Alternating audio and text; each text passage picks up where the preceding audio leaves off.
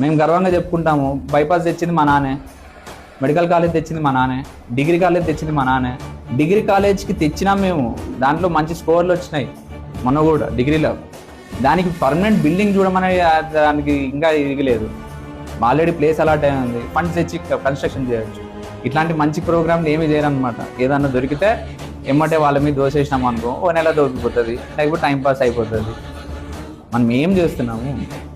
మేమేం ఎక్కడికి పారిపోలే కదా, ఈయనే ఉన్నాం కదా, విచారణ ఎదుర్కొంటామనే చెప్తున్నాం కదా. ఏ చట్టపరంగా ఏది వచ్చినా మేము దానికి సిద్ధంగానే ఉన్నామంటున్నాం.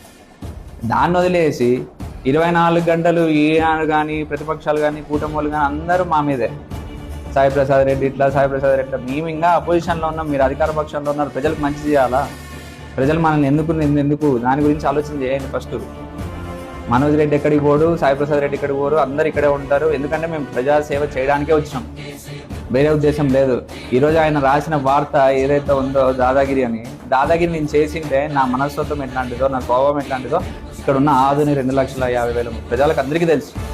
అందుకే నేను వచ్చినప్పుడు కూడా కాస్త కూర్చొని నన్ను కలవడానికో, పలకరించడానికో, లేనప్పుడు ఫోన్ చేసి బాగున్నారు లేదని అడిగే వాళ్ళు ఎవరు ఉండరు. కానీ వస్తున్నారంటే దాని అర్థం నేను ఎంతో కొంత మంచి చేసి ఉంటాను కాబట్టి నా దగ్గరకు వస్తారు.